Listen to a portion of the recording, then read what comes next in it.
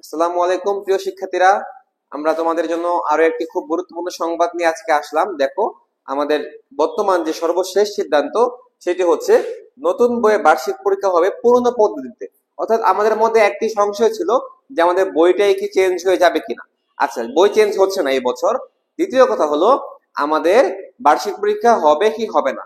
আচ্ছা, তৃতীয় প্রশ্ন হলো বার্ষিক পরীক্ষায় তো চ্যাপ্টার বাকি অনেকের, 5টা 6টা 10টা 12টা চ্যাপ্টার বাকি, তাহলে কিসের উপর বার্ষিক পরীক্ষাটা হবে? এই সিদ্ধান্তটা আসলে এখন দেওয়া হয়েছে। দেখো কি বললো, যে পুরনো স্টাইলে ষষ্ঠ থেকে দশম শ্রেণীর শিক্ষার্থীদের বার্ষিক পরীক্ষা আগামী ডিসেম্বর মাসে, মানে সেপ্টেম্বর শেষ, চলে যাবে অক্টোবর নভেম্বর, 3 মাস সময় আছে তোমাদের কাছে। ডিসেম্বর মাসে আমাদের বার্ষিক পরীক্ষা হবে।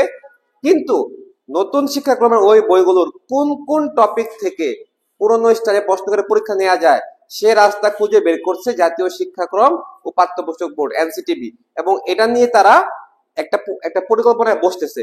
এবং দেখো, প্রায় 1 কোটি শিক্ষার্থীকে বার্ষিক পরীক্ষায় বসতে হবে। তো কিভাবে বার্ষিক পরীক্ষাটা হবে এটা নিয়ে আলোচনা হচ্ছে। ওখানে এক কথায় প্রকাশ থাকবে, সংক্ষিপ্ত প্রশ্ন তো থাকবে, কিছু এমসিকিউ থাকবে, ছোট প্রশ্ন থাকবে, বড় প্রশ্ন থাকবে।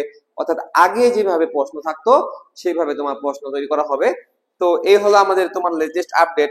তো এখন কথা হচ্ছে যে এটা নিয়ে তারা কিন্তু একটা বোর্ড তৈরি করেছে, এটা এই যে কর্মশালা, এই কর্মশালার কাজ যেদিনই শেষ হবে সেদিনই আমরা হাতে নতুন সিলেবাস পেয়ে যাব।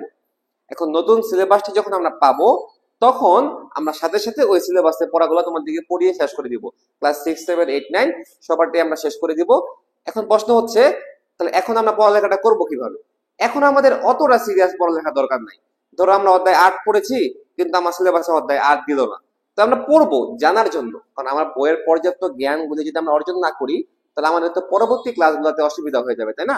আমি যদি 6 এর পড়াটা ক্লিয়ার না হই, আমার 7 এর পড়া বুঝতে অসুবিধা হবে। তো এখন আমরা জানার জন্য পুরা বইটাই পড়তে থাকি। সিলেবাস আসার পরে আমরা সিলেবাসে যে অধ্যায়গুলো আছে সেগুলো নিয়ে আমরা বার্ষিক পরীক্ষার চূড়ান্ত প্রস্তুতি শুরু করে দিব। এবং তোমরা জানো যে ক্লাস 9 এর ক্ষেত্রে যে সিদ্ধান্তটি নেওয়া হয়েছে সেটি হচ্ছে আবারও তোমার 8 থেকে যারা 9 এ উঠবা তাদের জন্য সায়েন্স কমার্স আর্টস আলাদা হয়ে যাচ্ছে, এবং 9 থেকে যারা 10 এ উঠবা তাদের ক্ষেত্রেও সায়েন্স কমার্স আর্টস আলাদা হয়ে যাচ্ছে। এবং সংক্ষিপ্ত সিলেবাসে তাদের 2026 সালে এসএসসি পরীক্ষা নেওয়া হবে। এই সিদ্ধান্তগুলি কিন্তু অলরেডি হয়ে গিয়েছে। তো তোমাদের জন্য সুসংবাদ, আগে যেমন আমরা পাঠ্য বই পড়তাম কিন্তু এর ভিতর থেকে কোনো প্রশ্নই আসতো না, উল্টাপাল্টা প্রশ্ন আসতো, এই দিন শেষ। এখন আমরা পাঠ্য বইয়ের আলোকেই কিভাবে প্রশ্ন করা যায় সে নতুন একটা পরীক্ষা পদ্ধতি নিয়ে সরকার আগাচ্ছে। আশা করি আমরা খুব দ্রুতই তোমাদের কাছে সেই সংবাদটি পৌঁছে দিতে পারবো। ধন্যবাদ তোমাদেরকে।